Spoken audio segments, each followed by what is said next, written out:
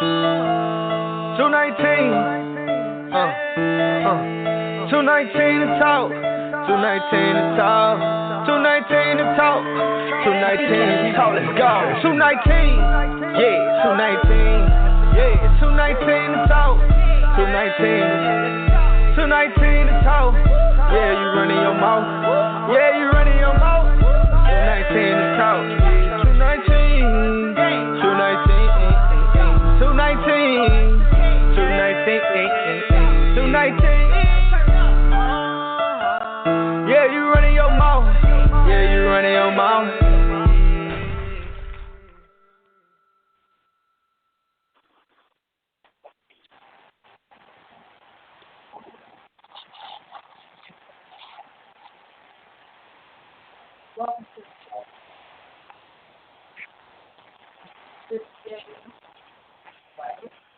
Hey, what's going on? It's Jaded. Well, what should we talk about today? I mean, I had a wonderful day, I must admit, here in Houston, Texas. I thank the Lord that the storm did not come through here like it did in some other parts of the South. They had a storm. They had people down here buying up everything and trying to board up stuff and all that to counteract what God's going to do. But let me tell you something. When God moves his fingers, there ain't no kind of preparation you can have. All you can do is just pray and hope that you stay covered by the Lord, because God going to do what he going to do. But we thank the Lord that Houston, Texas was not as affected rather, as they said it was going to be. Now, I do feel sorry for some of those other counties and parts of Texas and Louisiana that were affected. Some of those places they showed on TV look like little matchsticks that look like tornadoes had gone through there rather than a hurricane. But, we thank God for the mercy and his grace that he bestowed on Houston this time. Because we've had some terrible storms, that's for sure. Do you remember any of the real bad storms, Queenie?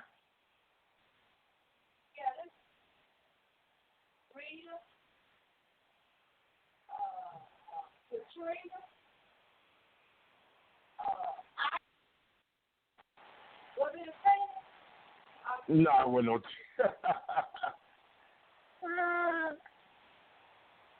No, it was no Tina, but it was definitely an Ike. I remember Ike came through here and whooped us like he did Tina. That's for sure. And the great thing was, they told us the next week, 2006, I remember I got told, died of 59, I lost it. And so I was not an old lost it. Oh, CNN stopped it. I got caught on camera. What? So you became a celebrity that week? Yeah, everybody goes to CNN. And catch me and check me out. I know that's right. Where's old Trainer Ray? Is he on here yet? No, he's not on here yet. Oh, okay. Well, that's fine. I mean, he may be dealing with something up there in the dirty Mississippi. That old storm will sweep down through there, too. It definitely ain't immune to hitting Mississippi, because that storm going to stay a storm for a while all across the lower southeast United States. But let's talk about the fact that I had to go to the dentist today. I don't wish that on anybody. Let me tell you something. The dentist is a necessary evil. When your mouth ain't right, your life ain't right. So I had to go to the dentist today, y'all. I haven't been to the dentist. I'm almost ashamed to say it's been well over a decade since I've been to the dentist. One reason for not going to the dentist was insurance. First of all, I have been an independent contractor for about 2 decades. Wait. Yeah, I'm a barber. You know, I don't punch the clock nowhere. Only thing I punch is some clippers, and so you know it's not easy as a entrepreneur to always secure some insurance. But luckily I have a nice insurance plan right now that allows me to go get my mouth fixed. So I took my behind in there and got rid of some teeth that needed no more to be in my mouth. So I got rid of those, and I'm glad to say that it was not a horrible experience as I can remember in the past. It was actually quite painless.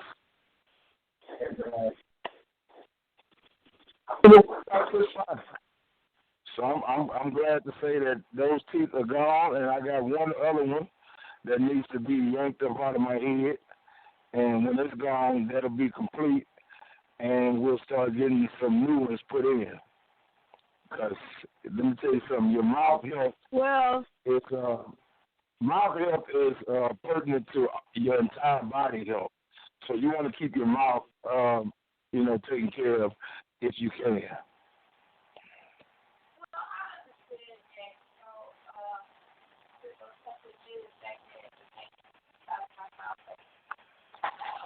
Excited about it. But I'm excited to see what the wall right. no more.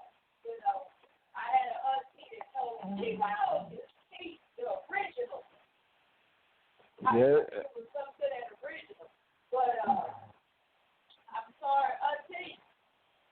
I had to Well, let me tell you something. Your auntie was right, in theory. You want to keep all your originals.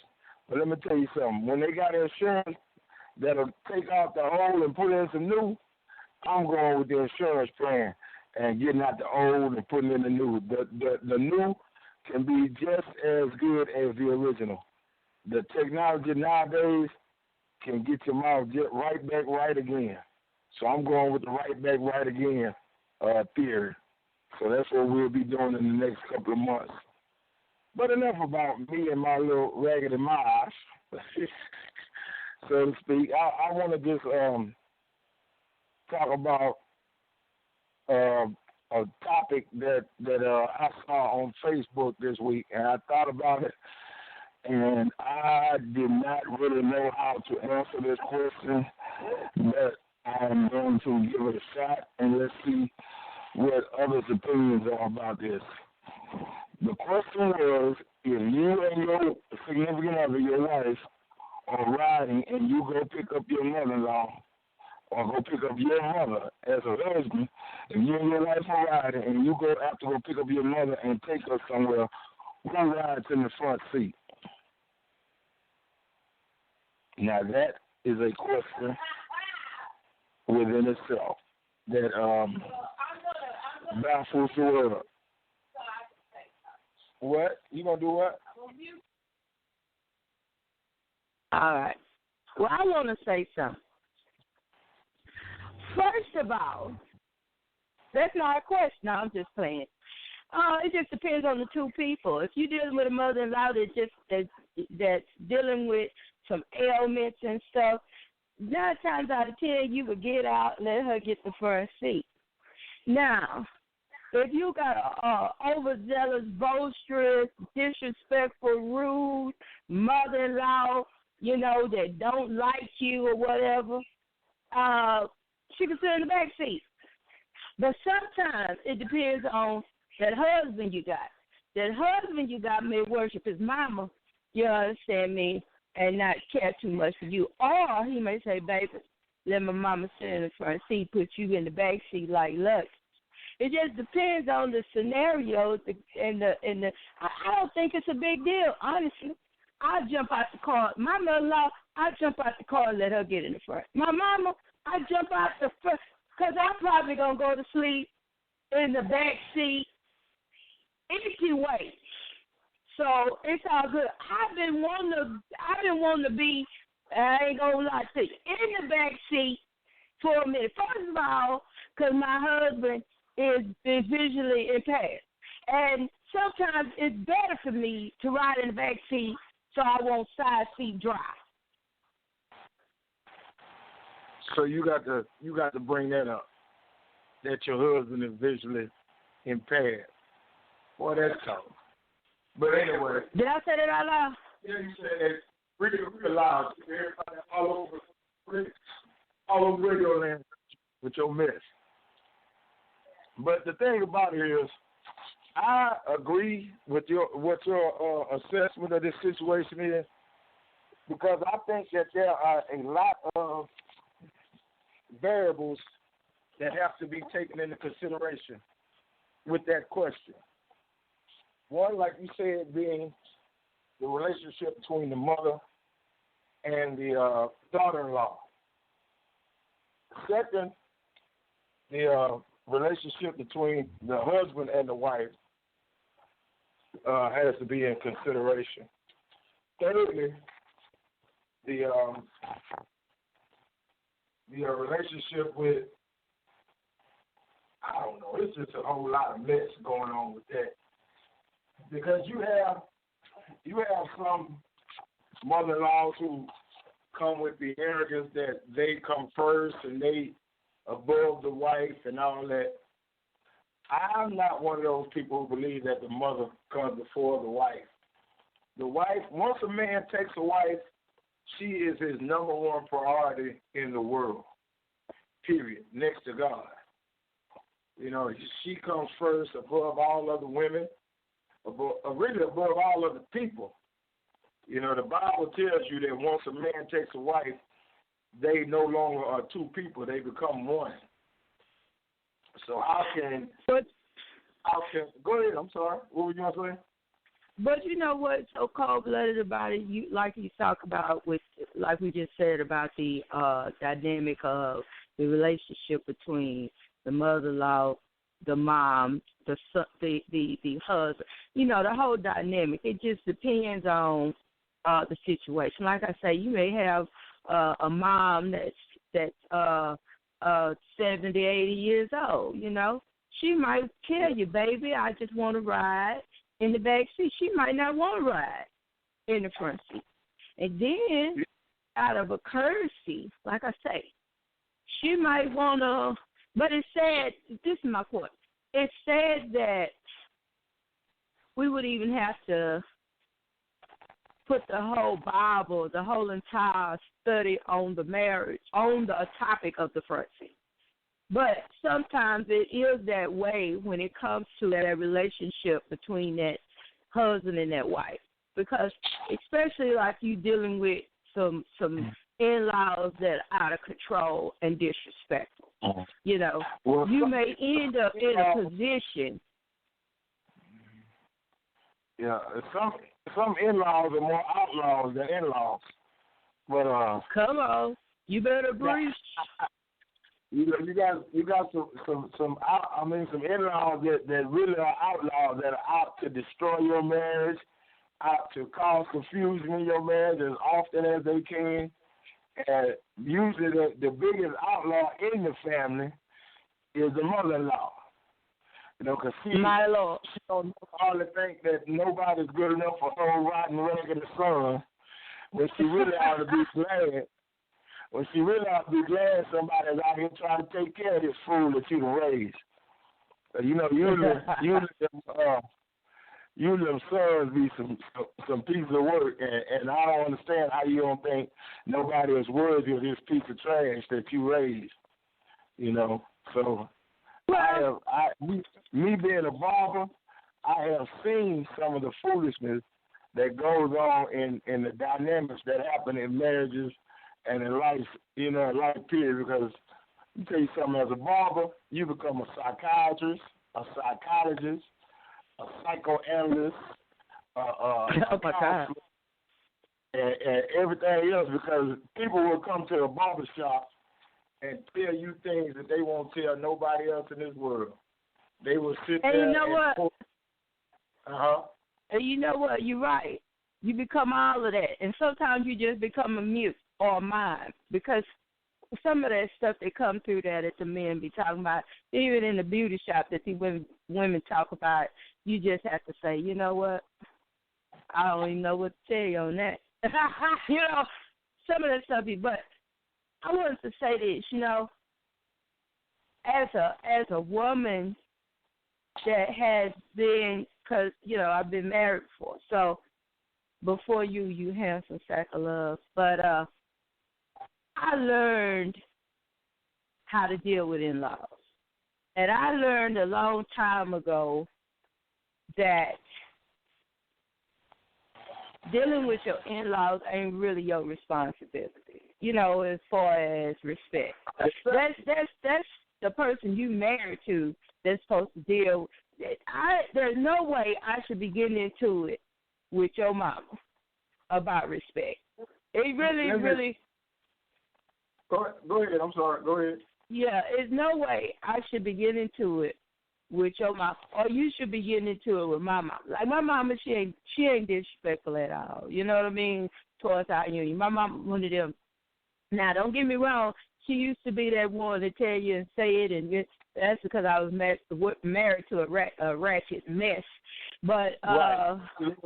I love me some Sister Cook. Love her some JD. And just I live to it. And then you can But my point is, it's the person.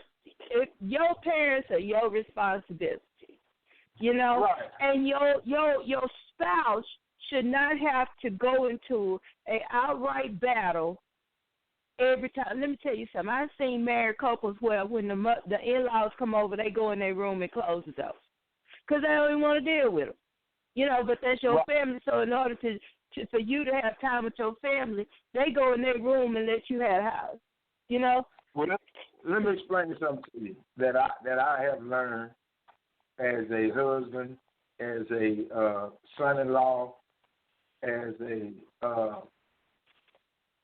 grown man. Let's just say it, leave it at that. That first of all, you should never make your mother and your wife feeling like they are in a competition. See, you have to, as the husband and the son, you have to set the tone for your marriage and that relationship. And the reason why you do that is off the bat, you let your wife know that she is number one, and you let your mother know that your wife is number one in your life now. See, once that groundwork has been established, there is no more competition. You know, when you waver and fence and treat your mama like she your gal and your wife like she your gal, then you got a problem coming. They both gonna feel like they your gal, and they on an equal playing field. You know, if you set the standard, as they say, the female hierarchy in your life needs to be known by every female that's including your sisters and all the other female relatives, because let me tell you something about women. Women always compete with one another if you allow them to, if you make them feel like they have to. But if you make your woman feel like she has no reason to compete for your attention, then that will never come up. That's just the way it's to work for me. I'm not no expert or nothing, but I do know how to keep the peace in my life, and I have done that thus far, and I'm gonna continue to let it be known, because you have to set the groundwork for that foolishness before it even rear its ugly head, because it's gonna pop up, or they gonna try you. Well, I like the way you said that, but I'm gonna be real with you about me. I guess it's because I've been through so much dealing with people and in-laws and outlaws and half-laws and wannabe laws. I honestly don't care. No, I don't care. I'm like this. If a person is so engulfed with their family and you are basically the wife, what do I mean? You are the person that, for example, me and you. I'm just using her as an example, not saying this is true. That's my disclaimer, y'all. say for instance you were so enthralled with your family to where every time I come around I feel like an outsider. So I'm just going to sit over and let you enjoy your family. You know what I'm saying? First of all, I already know there ain't nobody really concerned about me. You know what I'm saying? I'm one of those type of people. I learned how to adjust. I learned how to fit in. First of all, because I'm not there for the family. I'm there for you. You know what I'm saying? And in certain situations that I have been in, I had to learn how to be a part of people's family and what part I play in their family. First of all, and let's be honest, the husband can stand up for the wife all he wants to, okay? But the family is still going to treat the person like they don't exist. And I'm going to tell you why. You can, for example, if you're that person and you notice it, you go around the family. The family is just so enthralled with other people that join the family. When you come around, they can't stand you. Or they don't even talk to you. Or acknowledge that you're there. You know what I'm saying? You can leave. They wouldn't even know you left.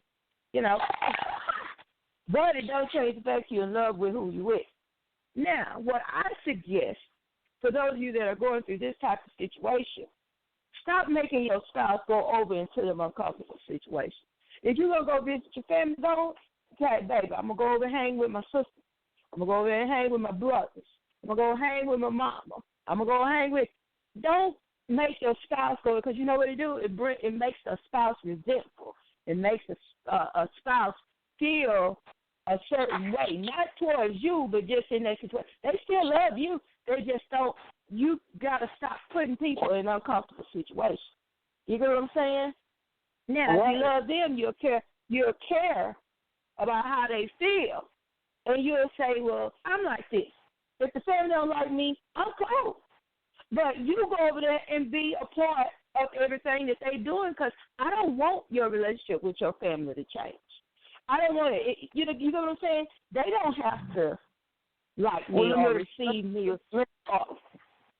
Let me explain something to you, Queen.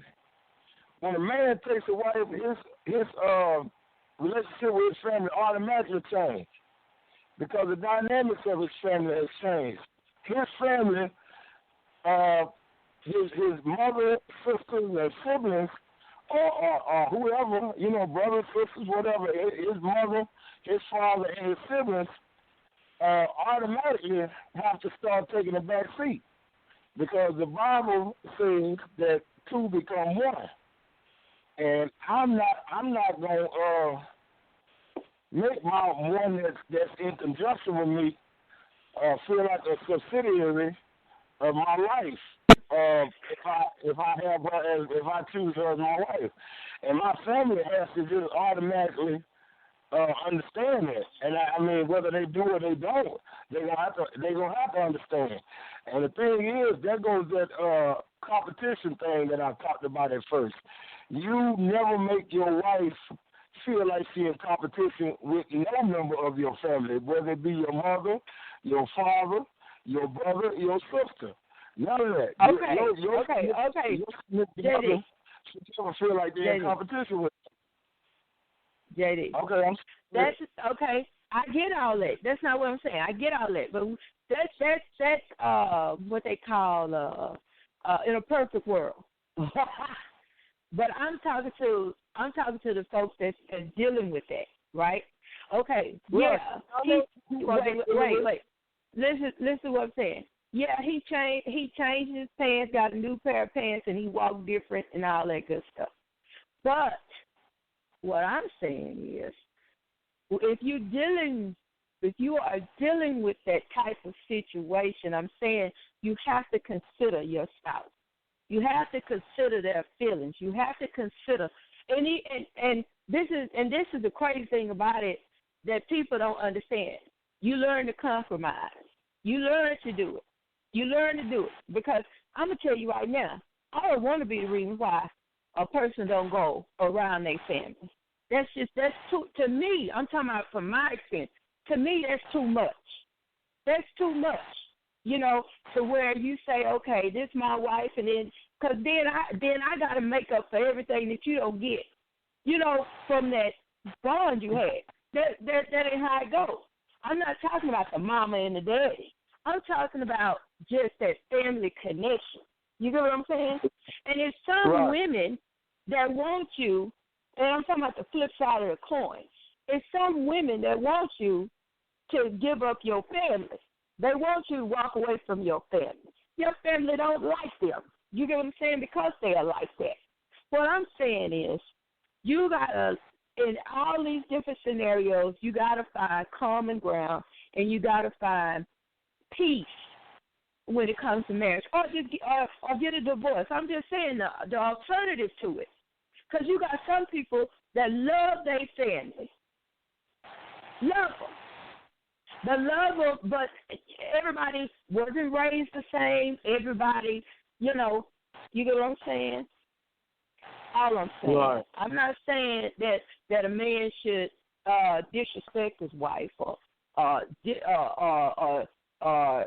she feels like it. But if your spouse say, well, listen, I don't have no problem with your family, but I refuse, and I don't want you to be without your family. But I refuse to let me be a deciding factor in if you have a relationship with them. See what I'm saying? Right. But like I say, you got some people that are not mature enough to say, you know how they say, I'll sit this one out? You know what I'm saying? Baby, just call me after the barbecue. You know, just let me know you made it to the barbecue, you know, or just let me know. You know what I'm saying? I'm saying I'm that type of person, because I would rather you go over and be with your family than me go over too, and I'm sitting over there just as uncomfortable as I could be. I mean, and about to literally just have a whole anxiety attack and walk out the door, go down the street, and walk home. I would rather you have your family, and because that's just, 2 hours?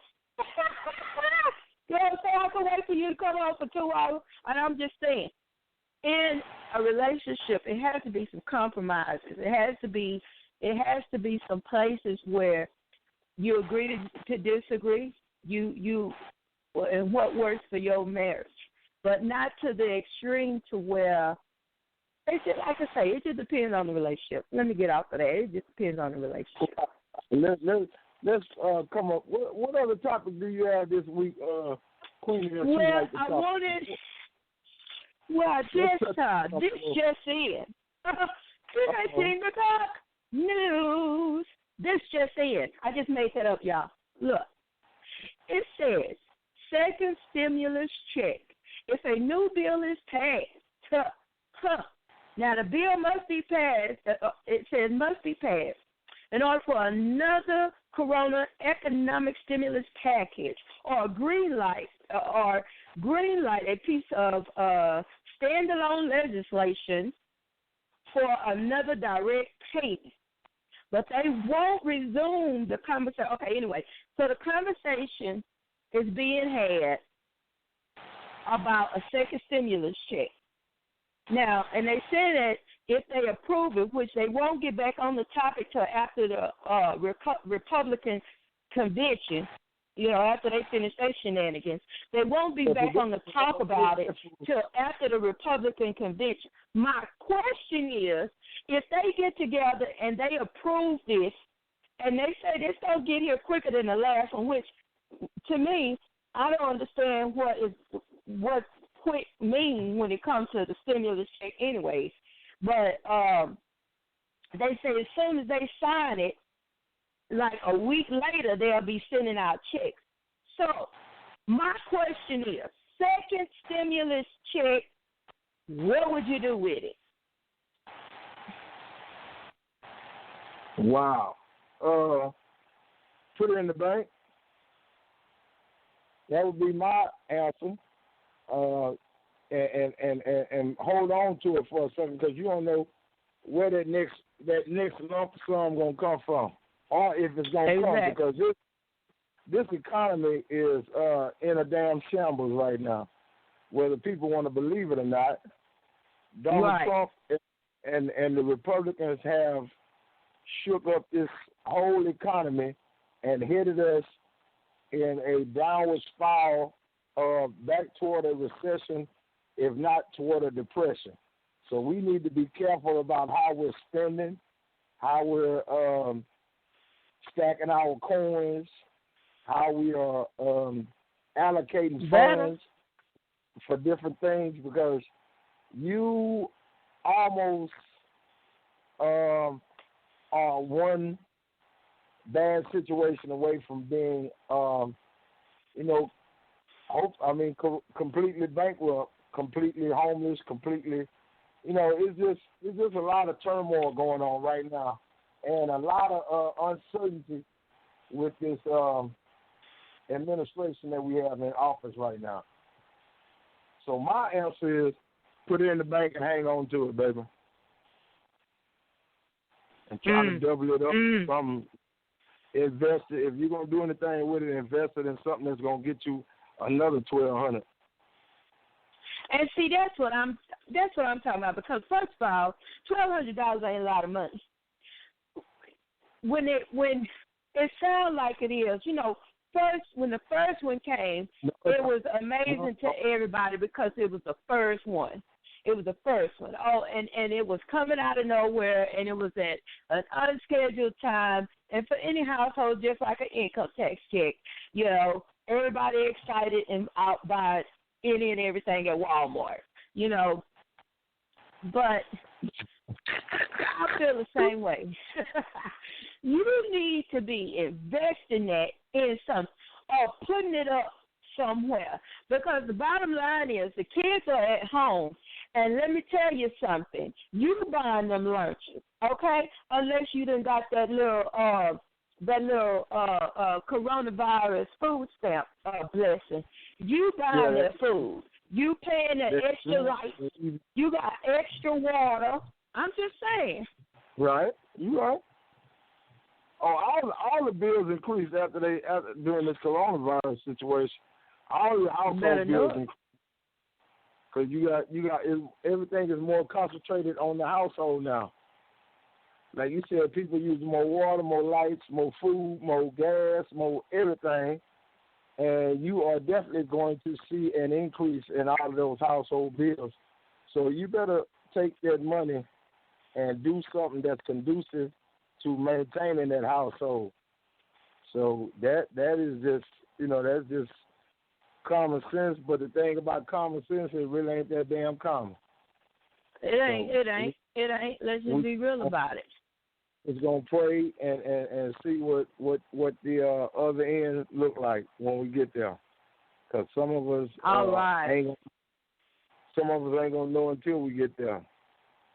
Because I'm going to tell you right now, I know this is what's going to happen, JD. The nail shop going to be full. Understand me? I ain't going to say the beauty salon, because now the beauticians come to your house and get you hooked up. Or you go to their house and they hook you up. You understand me? Well, the beauty supply. What'd you say? So they gonna be in there buying them bundles, as they say. Them bundles. Okay. Another thing, the beauty supply. Now I ain't being racist because I'm black and I know what I'm talking about. This ain't got nothing to do with white folk. This got something to do with my community. 219 talking centered on my community. So get up out of here thinking that this about you. I'm just here. Beauty supply gonna be full, you understand me? And because I'm gonna tell you, it's just like they tell you don't go to the grocery store hungry, because you get a bunch of stuff that you ain't gonna, and then 2 days later you ain't got no groceries. So you don't go to the grocery store hungry, okay? When you get your, they tell you even when you get your paycheck, hold it 2 days. Hold it 2 days. So there's that little hunger. Because let's be honest, when you get a whole lot of money in your hand, something that comes over you, you forget that you need tissue, and you just lose your mind. So the best thing to do is sit on it. Huh? Put that money up. You need tissue, Mama? We say you need tissue. No, we good. I'm just saying. When you get that, let's talk about it. But for real, honey, let's talk about it. How when black folks, let me not say black folks, because white folks do this. Now y'all can include everybody in this one. When you get money in your hand, the first thing you do is think about all the stuff you don't need. All I'm saying. So sit down, put the money up. Right. And don't call folk and let them know you got it. Yeah, map out a damn plan on what you're going to do with it, first of all. That's the best thing to do. So you hold it for a few days and map out a plan and figure out what you're going to do with it. Don't go out buying impulse type stuff. Because that's what happens a lot of times when we get a lump sum. We do impulse buying, and impulse buying is retarded ass buying. Let's just be honest. Let's be honest. Stuff, no damn business buying. Come on. Because, doggone well, I see some black folks out buying stuff they know they're not going to use. You understand me? Yeah, man, I went out, man, bought me a surfboard. What you live in Houston? What you need a surfboard for? What you need that for? Yeah, man, I went out, man, and got me another TV. Income tax just passed and you bought another TV. Come on, what'd you do with the TV from last income tax? Where's all these TVs going? Now, that's another topic right there. These income tax TVs and this income tax furniture that we be buying. But, you didn't hear from me. Right. Yes, we're right. But,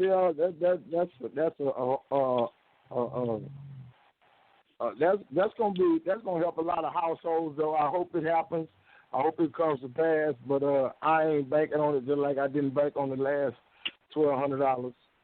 I'd rather keep on getting it while the getting is good, and let God keep on blessing my household like He has always done in the past. Right. You got some people who gonna be sitting around waiting on their little ragged $1,200, but hey. And gonna have and listen, and Daddy gonna have anxiety attacks waiting on it. Gonna be so overwhelmed with anxiety, checking that mailbox, calling the Social Security office, everything. Let me tell you something. Oh, listen, let me tell you something. I promise you that the Social Security office, they could pull a telephone record of the last stimulus check. You had 150 billion plus people calling them saying, where my money at? Well, my mama got hers yesterday. My sister got hers yesterday. My child, my 20-something-year-old child that got a job, got hers yesterday. Where is my money? Oh, yeah. I promise. That's going to happen. They already know. Okay, let's switch it up. I got another topic. Go ahead. I got another. All right. Kenosha, I think I'm saying that, Wisconsin. Authorities on Wednesday said a 17-year-old had been charged with homicide after 2 people were killed and another seriously wounded by gunfire amid a chaotic night of demonstrations and destruction in Kenosha, unleashed by the weekend police shooting of Jacob Blake. Police in Antioch, about 20 miles southwest of Kenosha, said they had arrested Kyle Rittenhouse, I think that's his name, Rittenhouse, in the killings. The Antioch resident was charged with first-degree intentional homicide in Wisconsin. Authorities said, but they did not specify whether he was being charged in one fatal shooting or both. The shooting came as self-declared militia members and armed counter protesters have appeared in the city, which is reeling from days of unrest. Authorities have not said whether Rittenhouse is a member of any of the groups. His social media feeds contain messages supporting the police and photos of himself with assault rifles. He had been a member of cadet programs for local police and fire departments, according to the department newsletter and statements. This lakeside Wisconsin city became the latest locus of anger over police brutality after Blake, a father of 5, was shot by police on Sunday, a recorded incident that quickly went viral and prompted a national outcry. Right. That's the dude that got shot in the back 7 times by the law, right? Right. Blake is. And the one that they talking about he came out there with an AR-15, a little young white dude, and killed him 3. Well, he killed 2 and wounded 1. And this little dude here is he a damn fool, basically. That's what he is. I'm just saying it out loud. He got to be a descendant of some Trump supporters, because they showed the picture of the little goofy looking little white boy in a they're like one of them damn Brinks security guard uniforms, trying to be a. Well, listen to what else it says. But he also had a damn blue state trooper type hat on, and this little white boy been in trouble so many damn times, and all of misdemeanor charges. They kept him where he was able to carry a firearm, but because they did not charge him with.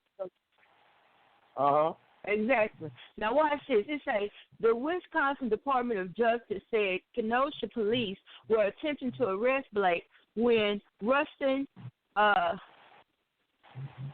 Shesky, he named something else, a 7-year veteran of the department, fired his weapon 7 times into the black man's back. The first time officials had identified the officer who shot him. Ain't this a mess?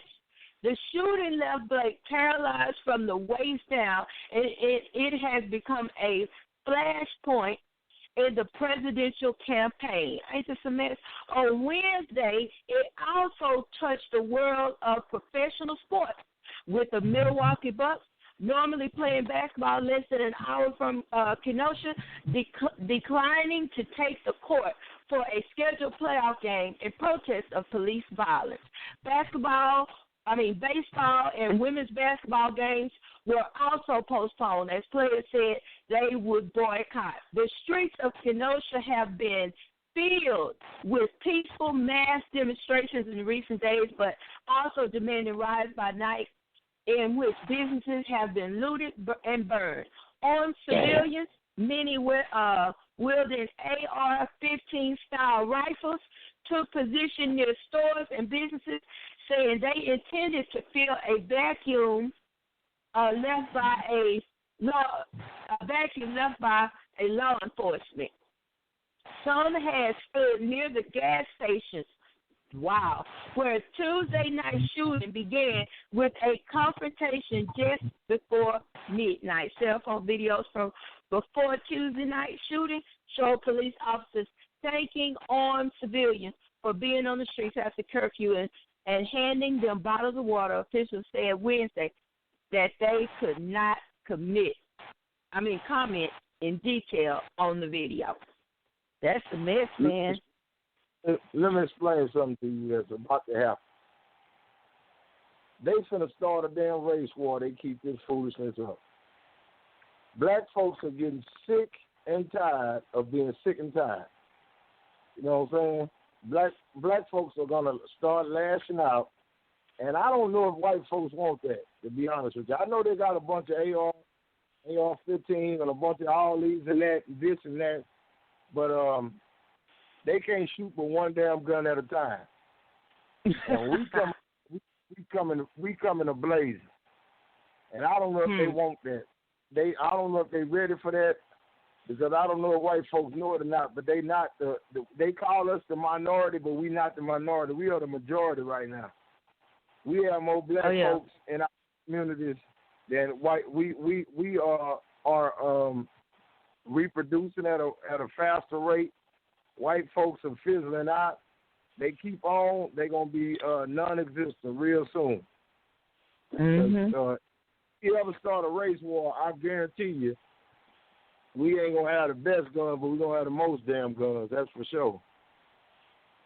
Well, it's a lot of, like you say, it's a lot of racial unrest. We'll be going in their house and getting their good guns and using them against them. Okay, let's digress, because we don't, listen, I don't need nobody knocking on my door.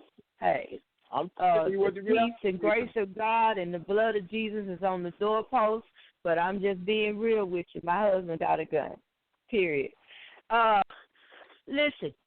You're a damn fool not to have one, period. Well, like you said, look at the times we're in right now.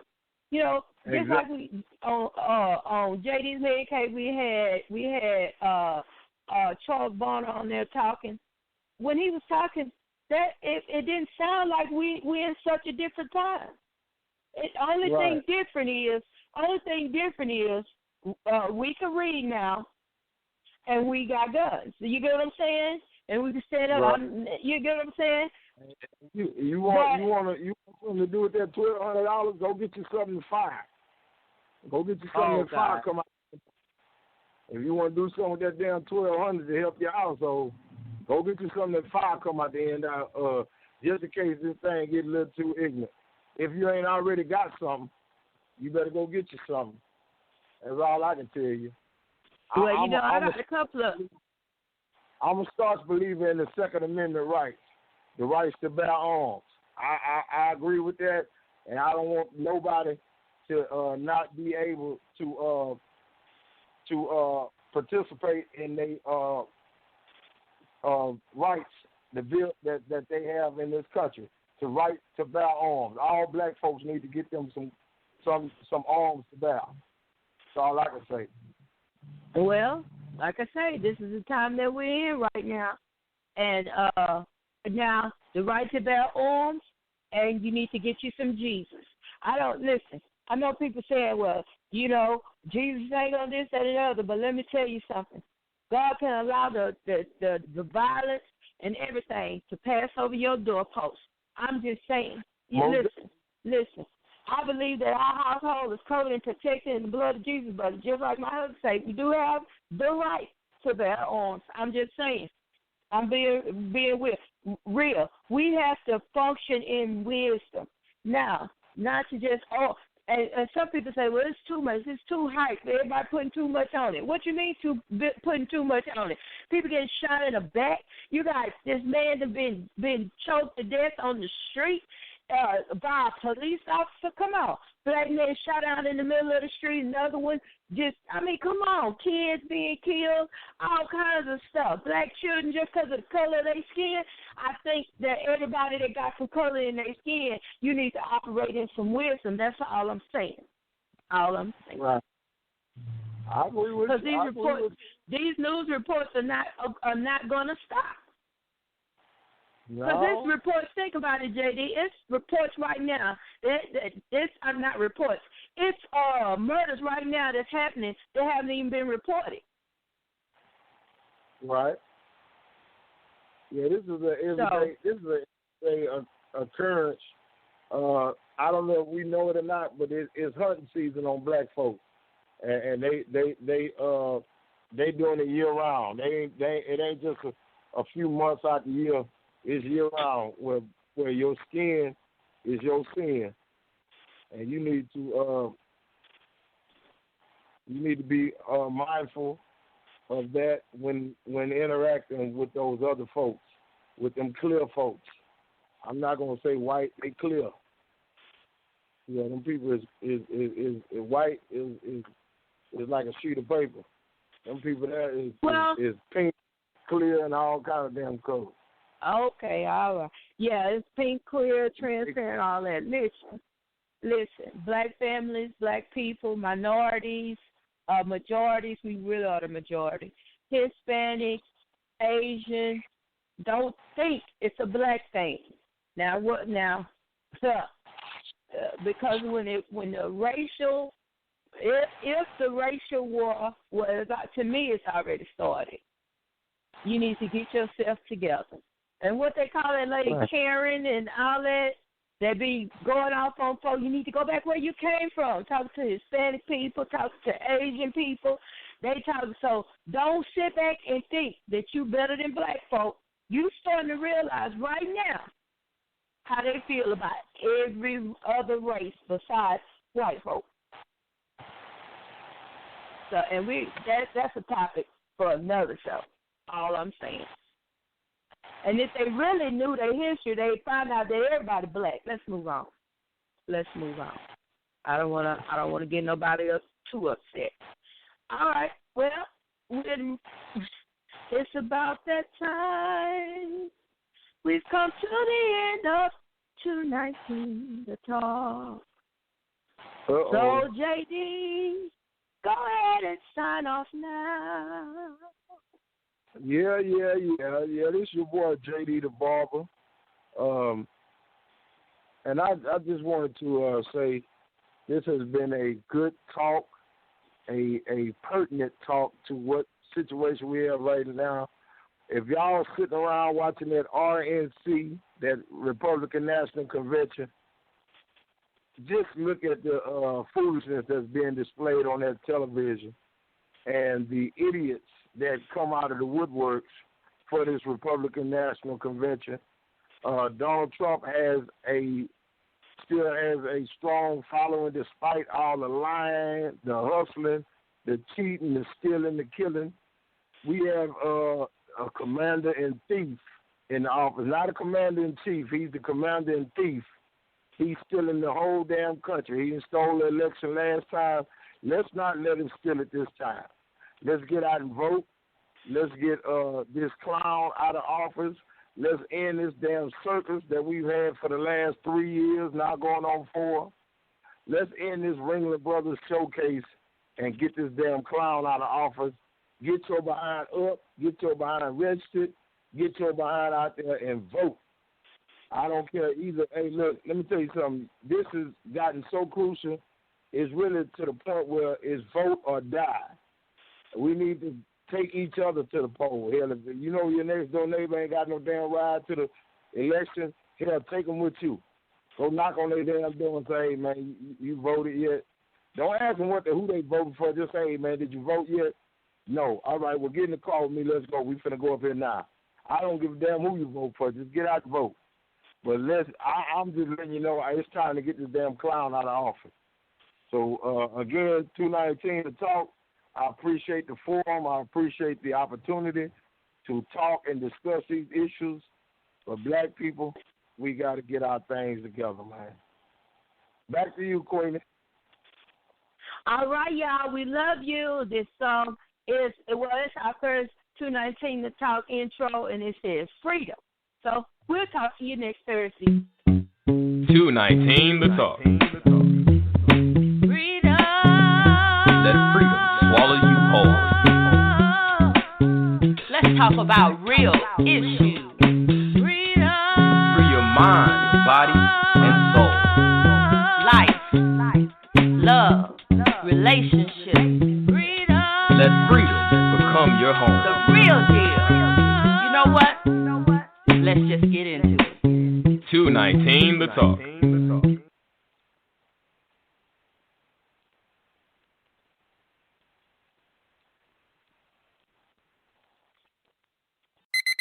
Oh, that diabolical snooze button. Seems innocent enough, but if you're not careful, you could be trading a day full of possibilities for 9 minutes of pillow purgatory. Because you gotta be up for inspiration to show up. Know anyone like that? Bank of Texas. We go above so you can go beyond. Bank of Texas is a trademark of BOKF, N.A., member FDIC, equal housing lender.